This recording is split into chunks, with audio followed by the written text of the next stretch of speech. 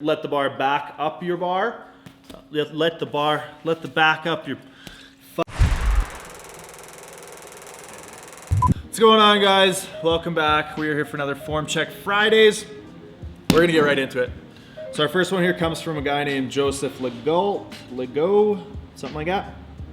But he's got a couple videos here of some deadlifts. So the first one is pauses at about 70%. And honestly, if you look through that video, everything looks great.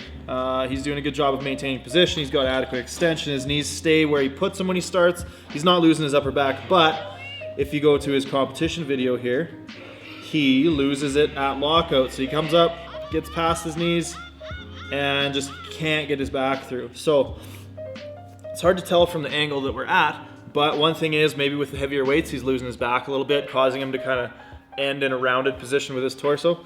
The other thing is, I think his knees might be getting out in front of the bar and putting him in a really bad position, which is something that I've had issues with even just in the past couple weeks. So one thing I've tried to do to help myself get through that, and I've been relatively successful with anyways, is trying to lock your knees a little bit earlier. So once you pass the knees, try to lock the knees, then push the hips through. Now that might be the game maker, day breaker, whatever. That might help. So try to lock your knees before your hips on heavier weights, because your technique looks good with submaximal stuff. There might just be some technical things you need to adjust when the weights are more maximal. Next one here comes from Igor, and this video is 175, 180 kg, and he feels like he's lacking. Okay, so this is a deadlift here. Now we'll notice when Igor goes to set up, upper back's pretty rounded, shoulders are a little bit in front of the bar, so it looks like he tries to pull himself into a good position, but then right as he initiates the pull, it kind of pulls him out of position. So the biggest thing I would want Igor to work on is trying to get his upper back a little bit flatter. So a little bit more extension in the upper back. Also maybe sitting his body weight back, not necessarily sitting his butt down any further, but sitting his body weight back further on his heels. Now it looks like as well his stance is really, really narrow. So another thing that I might recommend Igor do is widen your stance, widen your grip, so you can try to externally rotate your hips and get your knees out just a little bit. That should allow you room to get your back flat by kind of pushing your pelvis through, going into a little bit of lumbar or lower back extension. So your back's flatter, your hips are in a better position to do their job without having to sacrifice a decent setup. So widen things up, sit your body weight back a little further, and try to extend your upper back, roll those shoulders down a little bit.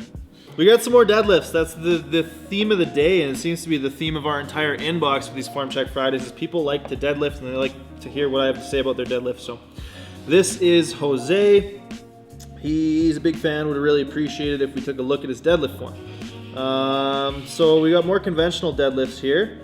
Now it looks like Jose here has a similar issue, but his lack of extension is in a bit of a different spot. So it looks like his low back's actually not getting extended. You can see as he comes up to the top, he kind of has to push his back through because he's starting in a pretty round position. So I would actually recommend a very similar adjustments for Jose. So I would widen things up a little bit, and I would probably do some movements like you can Google cat-cow. Now that's one that's going to essentially teach you what it feels like to extend and to flex your low back and put your pelvis into anterior, posterior tilt. So we need to get you into more of an anterior tilt before you start. So you need to extend your low back essentially. Now you might have to lower the weights pretty substantially because this is going to be, I'm going to imagine, a bit of an unnatural position, something you're not used to. So practice that, get that low back extended, and make sure your hips are locking the bar out, not your back. Moving on, Eric. So Eric's got some sumo deadlifts here. There's a couple of competition lifts, and then he's got some stuff from the gym here as well. And in his competition lift, he gets up to the top, everything locks, and then he kind of loses his balance and the bar wobbles, comes down a little bit. He gets red lighted for it, screams some obscenities, and that's that. So let's try and keep you from having to yell the F word on the platform again here, buddy. So you'll notice, I think one of the biggest things that you're doing incorrectly, Eric, is you're starting with the bar almost out in front of you. You're starting with the bar probably like half an inch to an inch away from your shins. You can really see it on this more maximal lift here. So we're starting with the bar a little bit further away. As you start the pull, the knees rock in a little bit, which almost always in a sumo deadlift throws you forward in front of the bar, and then everything just kind of falls apart from there. So what I would do is I would work on where your weight is on your feet, because I think you're getting a little bit towards your toes near your lockout as opposed to pulling the bar into you. And that's also going to come into play with how close the bar is to your shins when you start your pull. The other thing is a little bit more patience. Try and pull the slack out of the bar a little bit better. Try and build a little bit more tension into the bar, because it looks like by the time you get your everything engaged, it looks like your body's almost like surprised by the amount of weight there, because there isn't a lot of tension to start off with. So I'd recommend some pause deadlifts. I'd recommend cueing your knees out a little harder so they don't crash in, because you can see even on this lighter one, right as you start to pull, the knees come in just a little bit, the hips rise up just a little bit, and the shoulders roll forward just a little bit. Combination of those three things is not good for a sumo puller. So as with most of these deadlifts, we have to work on our positioning when we start the deadlift. Bar closer, knees out harder, back tighter, build more tension into the bar before you pull. Moving on, we have Beverly 10. Now Beverly is doing some squats here. It's the heaviest she's squatted in her current training cycle. Beverly's squats look mostly good. One thing I think that she could adjust is I would probably get her to move her grip out just a tiny bit to allow her upper back to be a little bit more active. Although I don't think that's necessarily the make or break thing here. I think the biggest thing for Beverly is going to be keeping her knees forward out of the hole a little bit more. So what we want to do, Beverly, is we want to not let, and you can see from that side angle as you come up, your knees are creeping back before your hips are extending. So we're not using the quads effectively is what that means. So I want you to practice some pause squats, and I want you to practice staying a little bit more upright by using your quads, keeping the weight in the middle of your foot, not necessarily so far back on the heel.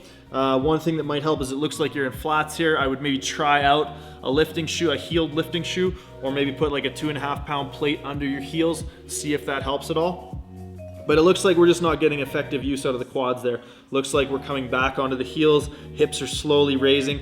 You're doing a really good job of controlling this, so it's really not, like it's not making your squats look like crap.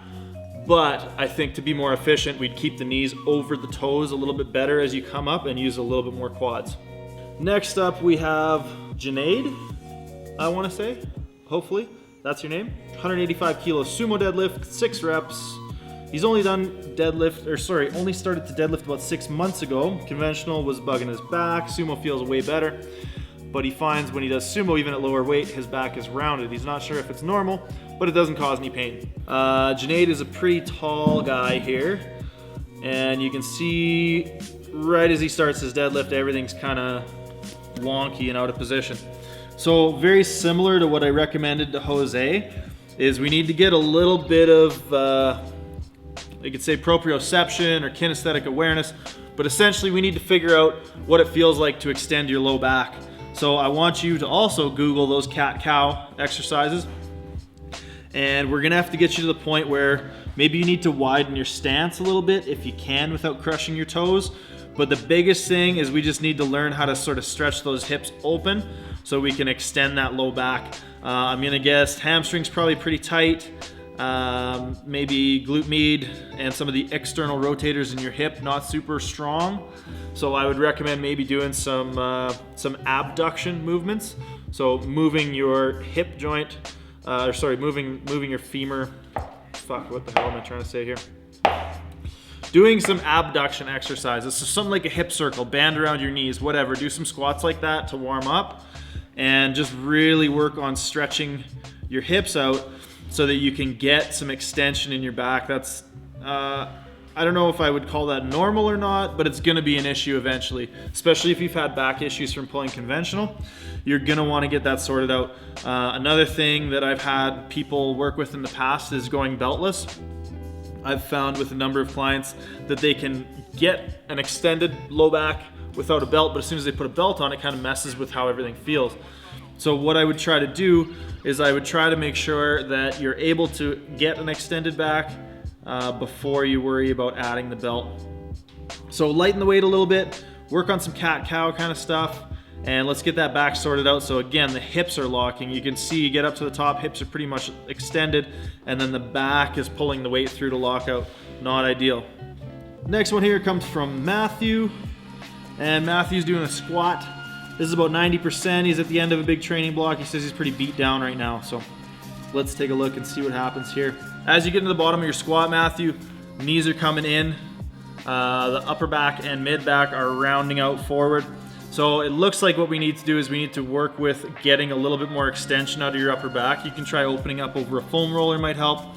But the biggest thing is gonna be just learning to push your scapulas into the right spot. So it looks like right now we're kind of set up like this. What we wanna do is we wanna set ourselves up like that, so when we hit the bottom, even if the torso as a whole does pitch forward, we're not losing it in the upper back specifically, because it looks like the bar is rolling on you a little bit, and the knees are definitely caving in as we start to change directions. So better back extension, keeping the knees out into position. So again, just like I said to Junaid there, you can work on some stuff with a band around your knees or a hip circle or something like that to make sure your glutes are doing their job in keeping you upright. But that's gonna be about it. So work on extending your back, mid back, low back, upper back. Everything looks like it's kind of bowed over there. Even as you go to start your squat, that low back and mid back are not extended. So you're picking up in kind of this position as opposed to being in a position like this. So you need to work on how the bar is sitting on your back. And lastly, we have a video from Sai, I think. That's the only thing I can see here. It's just a capital S, capital I. But he just hit a new PR of 140 kilos, and he wants us to critique his squat. We're seeing some very similar stuff here in Sai. A little more pronounced in the bar rolling. Now it's actually rolling down Sai's back instead of forward. Looks like he's doing a really good job of keeping his back extended, but the bar is definitely not solid where it is on his back. So we need to work with the position of the bar on your back. Right now it looks like it's a little too low, so I want you to try and get that bar a little bit higher. You should be able to slide the bar sort of up and down your back until it fits into a natural groove. And it looks like your shoulders are getting a little bit over-rotated as you come out of the bottom, and the bar is sliding down your back. So that's probably gonna lead to some wrist, elbow, bicep issues in the future. So what I want you to do is I want you to sort out where that bar is on your back. It looks too low.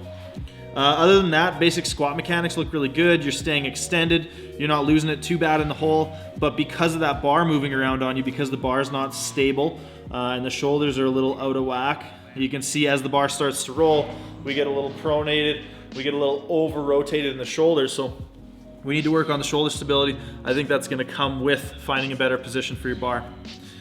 All right, that's it for this week.